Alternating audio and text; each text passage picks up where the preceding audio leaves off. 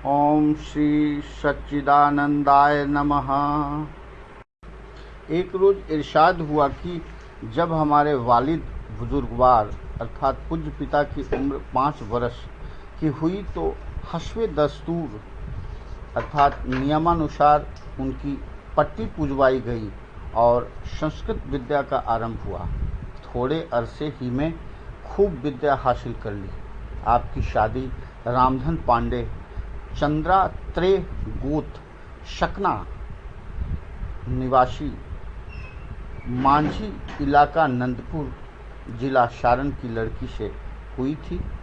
यह अपने पति की बड़ी आज्ञाकारिणी थी, यहाँ तक कि बावजूद मुलाजिमों की मौजूदगी के हमारे वालिद साहब की कुल सेवा टहल अपने हाथ से करती थी। जब हमारे दादा साहब का शरीर बरत गया तो जनाब वालिद बुजुर्गवार अपने पिताजी के जानशीन अर्थात उत्तराधिकारी हुए और पेशाए आबाई पूर्वजों का धंधा यानी पुरोहिताई का काम ही जारी रखा। चूँकि संस्कृत विद्या खूब हासिल कर ली थी और स्वभाव बहुत ही शांत और शीतल था, बड़े हंसमुख आदमी थे, इसलिए शहर भर में आपकी बड़ी प्रतिष्ठा थी और लोग बड़े मोत्कद अर्थात प्रभावित थे। आपको भी कोला धर्म का उपदेश खानदानी था और अक्सर या प्रायः मुरीदों अर्थात शिष्यों को भी आप इसी धर्म का उपदेश करते थे। मगर आपको ब्रह्म विद्या का उपदेश भी एक महात्मा परमहंस जी मुकाम केदार घाट काशी से हुआ था, मगर आपकी तरफ से इसका उपदेश सिर्फ खास मुरीदों को था। एक रोज़ इरशाद हुआ कि हमारा जन्म संवत 1903 विक्रमी मुताबिक अर्थात समान सन 1846 में हुआ था। रोज़ इतवार, तिथि रामनवमी, पुष्य नक्षत्र और शिवकर्मा योग था। रामनवमी के दिन जन्म होने से हमारा नाम रामरूप रखा गया। हमसे पेशतर अर्थात पहले हमारे वालिद बुजुर्गवार की 2 औलादें ज़ाया अर्थात नष्ट हो चुकी थी, इसलिए उन्होंने जन्म महोत्सव जन्म के दिन न किया, बल्कि यह इरादा किया कि बालक के बड़ा होने पर करेंगे। जब अजीज़ों और कारीब अर्थात रिश्तेदार मित्र ने इस बात पर जोर दिया कि जन्मोत्सव ज़रूर आज ही होना चाहिए, तो हमारे वालिद बुजुर्गवार ने फरमाया कि आपके घर उत्सव की ऐसी क्या खसूसियत अर्थात विशेषता है। आज के दिन तो तकरीबन कुल हिंदुस्तान में ही जन्मोत्सव का आनंद मनाया जाएगा। एक रोज़ इरशाद हुआ कि हमारी उम्र करीबन 8 या 9 महीने की थी कि हमारी वालिदा माजिदा अर्थात पूज्या माता का दफनतन अर्थात सहसा शरीर बरत गया। खुदा जहाँ ऐश देता है वहाँ पर गम भी होता है, जहाँ नगारे बजते हैं वहाँ मातम भी होता है। अब हमारे वालिद बुजुर्गवार को हमारी परवरिश अर्थात पालन पोषण की फिक्र हुई। हालांकि हमारे वालिद बुजुर्गवार के हज़ारों ही मुरीद सेवक थे, मगर उनकी खास मोहब्बत व तवज्जो अर्थात कृपा ध्यान एक साहब लाला नरहर प्रसाद कौम कास्ट श्रीवास्तव से की थी। यह साहब भी नए बाज़ार में रहते थे और पेशा वकालत और मुख्तारी करते थे। उनको भी कोला धर्म का उपदेश खानदानी था। लाला गुलजारी लाल शकना शेनी पट्टी बक्सर की लड़की के साथ उनकी शादी हुई थी।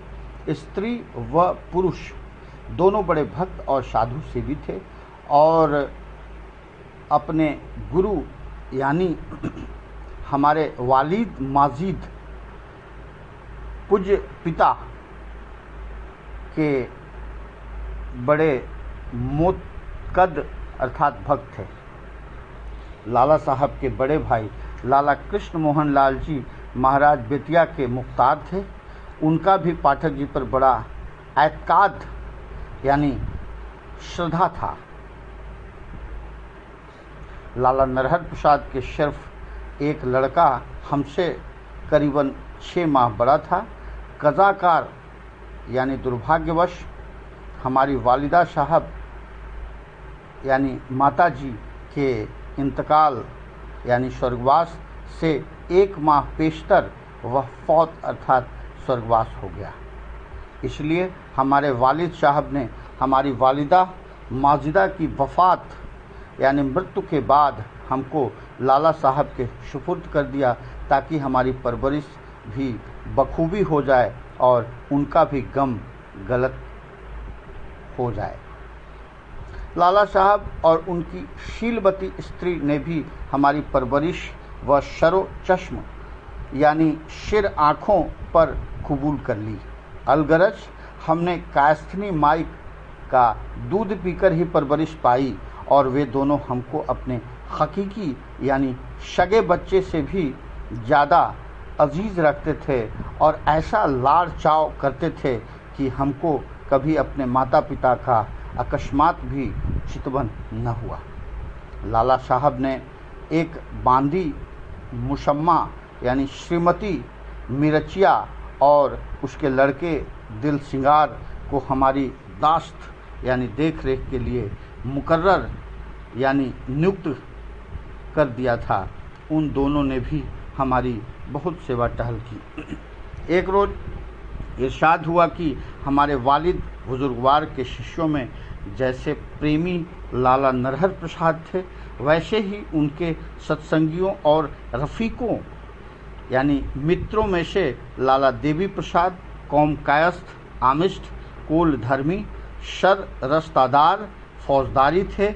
और जिस तरह लाला साहब मज़कूर उलज़क यानी पुरोक्त ने हमारी परवरिश की थी, उसी तरह से शर रस्तादार साहब ने हमको तालीमो तलकीन यानी धर्मोपदेश की।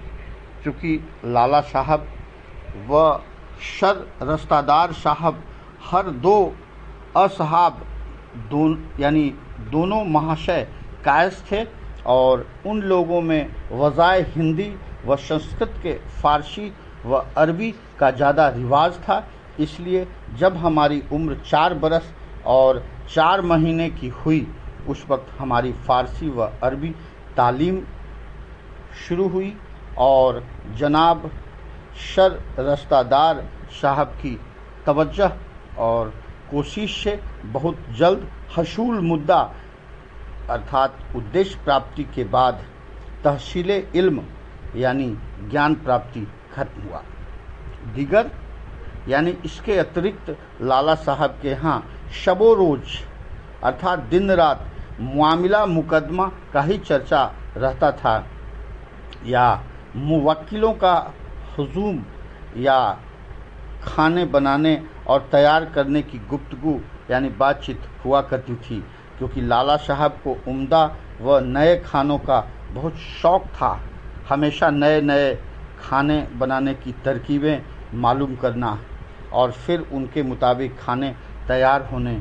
और चूँकि लाला साहब खुद सत्संगी और मुअज़्ज़िज़ यानी सम्मान्य और बड़े रसूख के आदमी थे, इसलिए अक्सर बड़े बड़े रईस व मुअज़्ज़िज़ सत्संगी पुरुष मिलने को आया करते थे।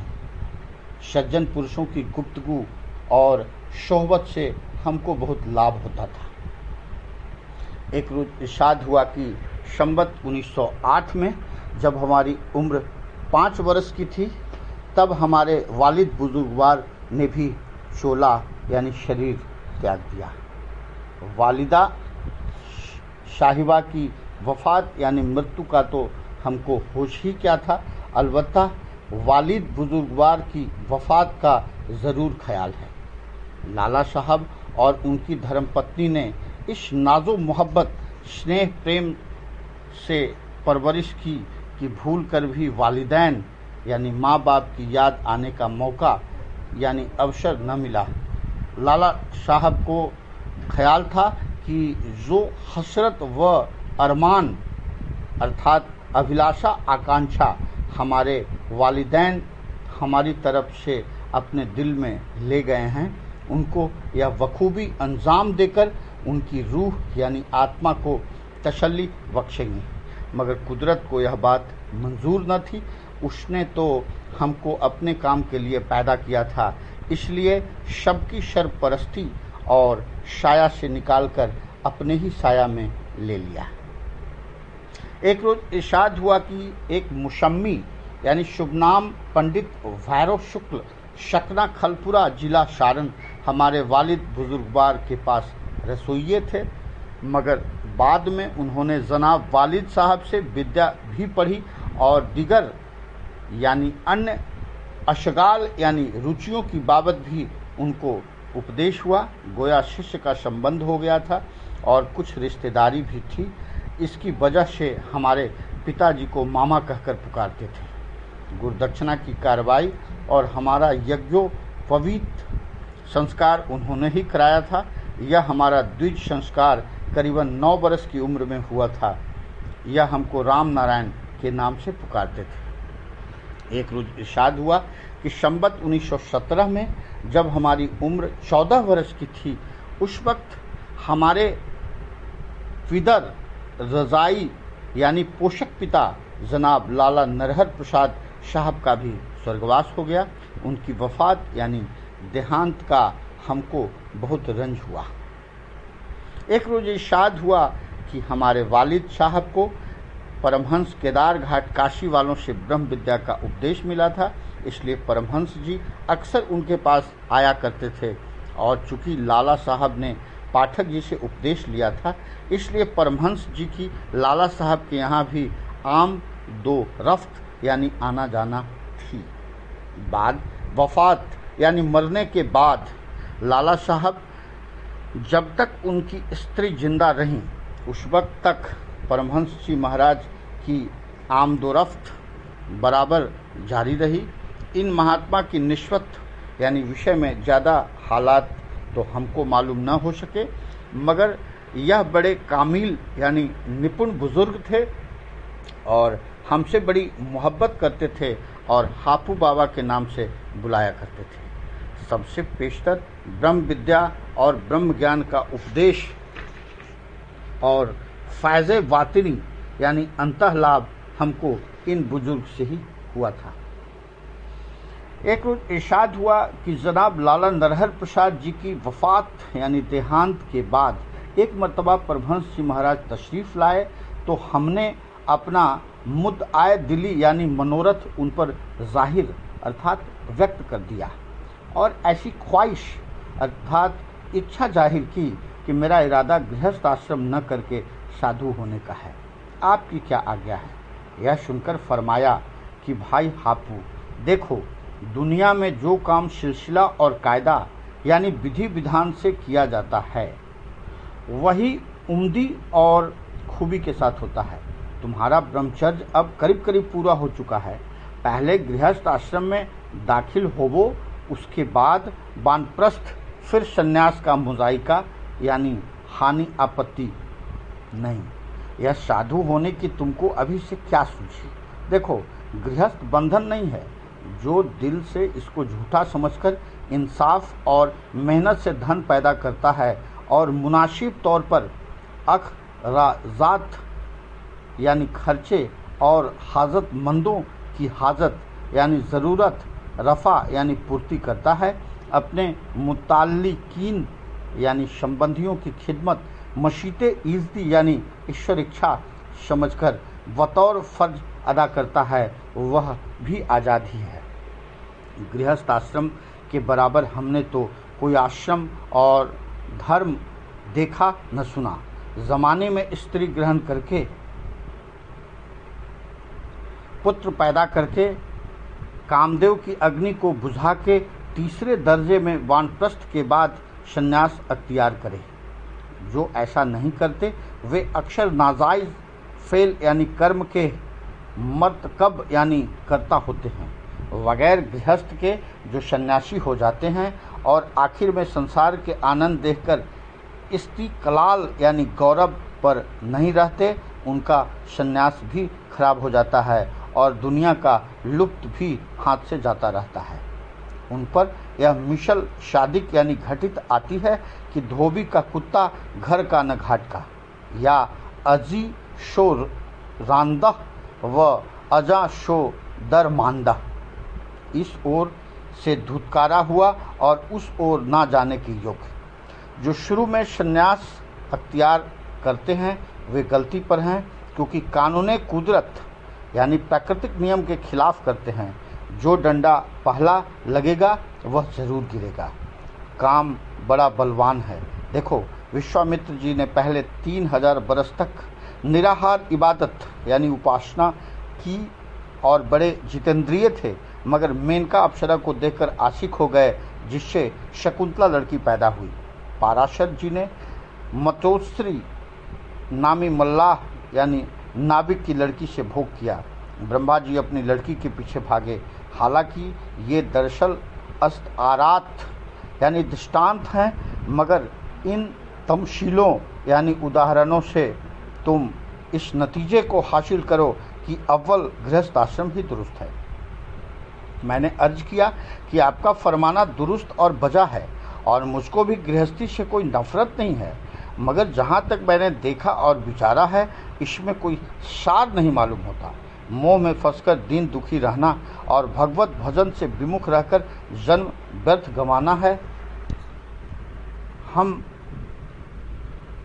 खुदा ख्वाबी व हम दूजियाएँ दूँ, ई ख्याल अस्तो मुहाल अस्तो जुनू।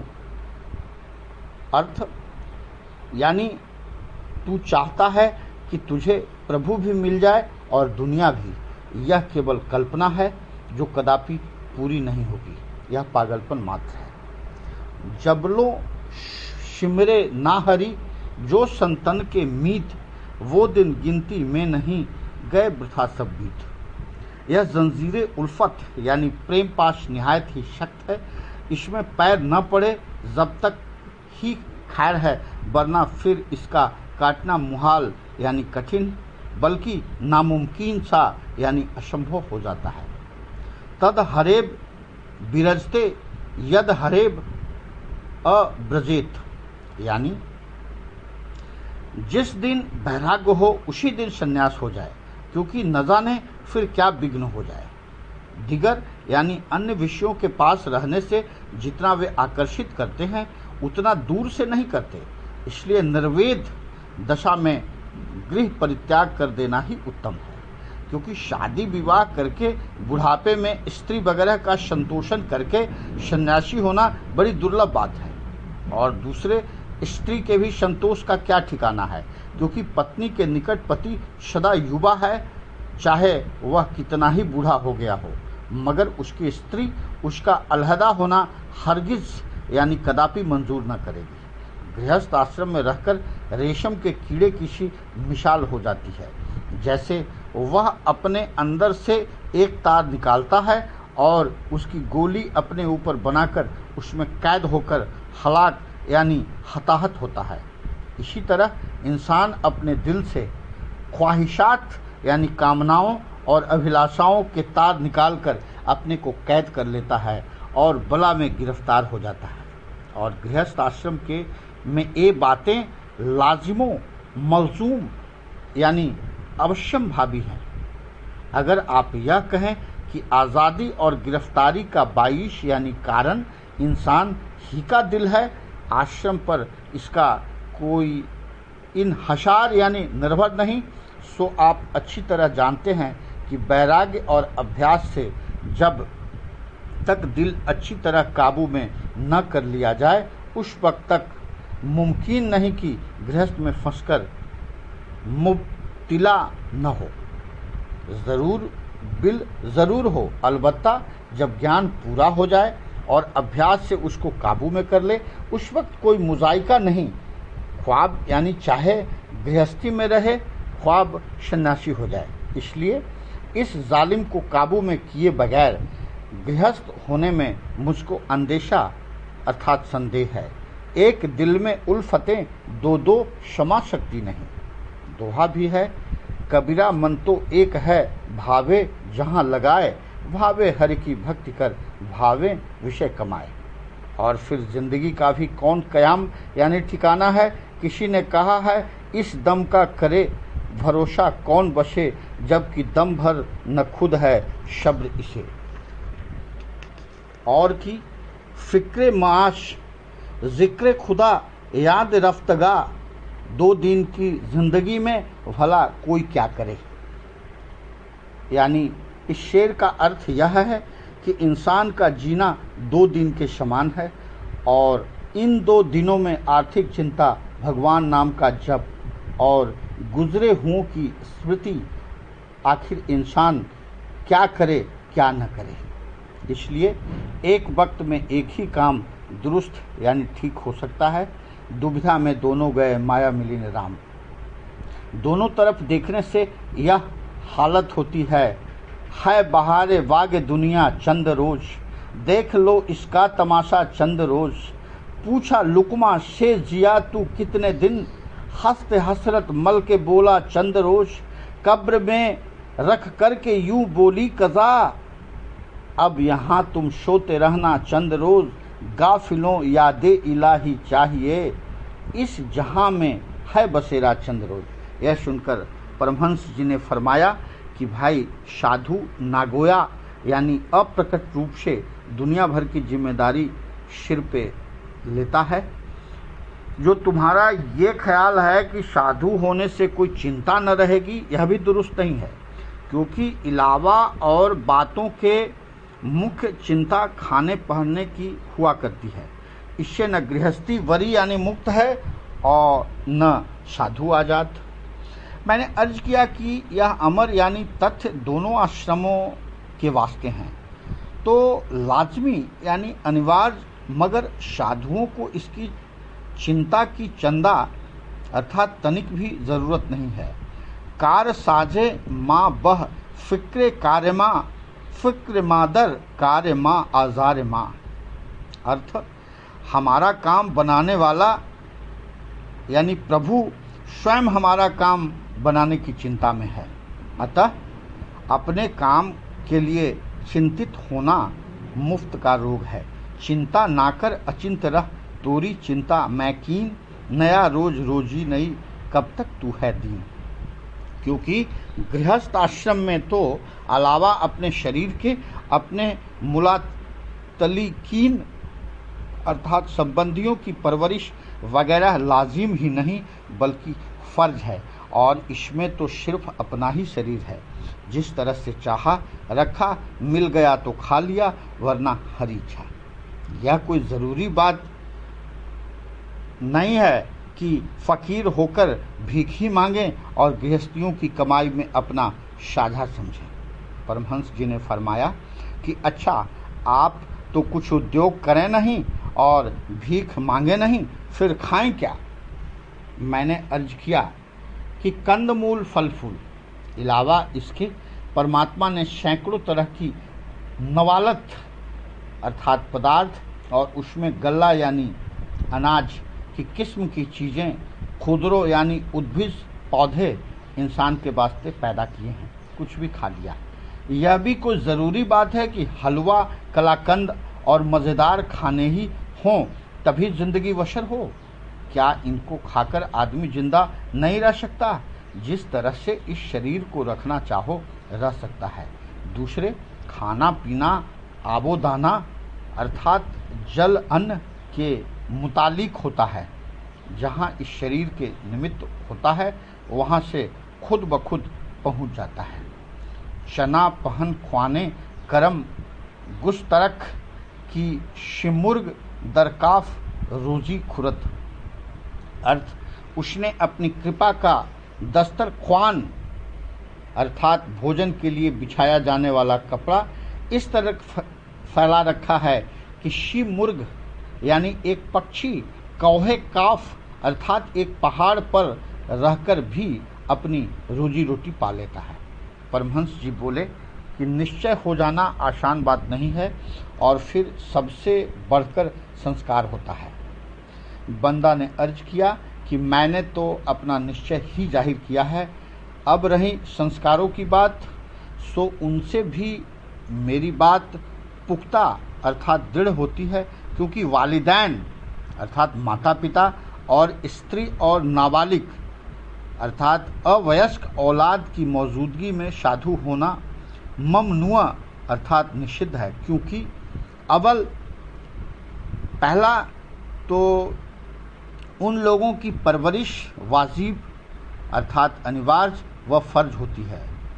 द्वयम उनकी उम्मीदें मुनक़त यानी विच्छिन्न हो जाने से उनकी दिल आज़ारी अर्थात दिल टूटने का ख्याल है।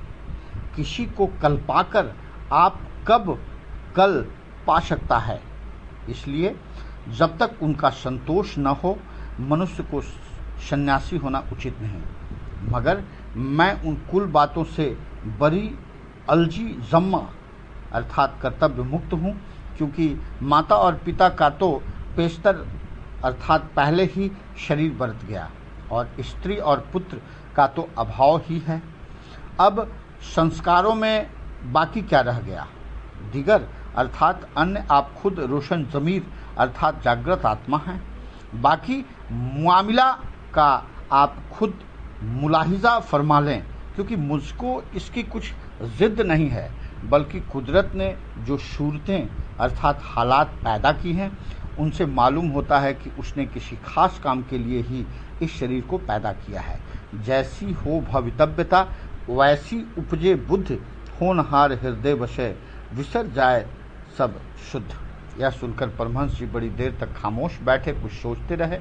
जब बहुत देर तक आलमे शलूक अर्थात गंभीरता व्याप्त रहा तो हाफिज का यह शेर पढ़ दिया। दस्त अज तलब नदारम ताका में मन वर आयात, या जां रशद व जाना या जां जतन वर आयद।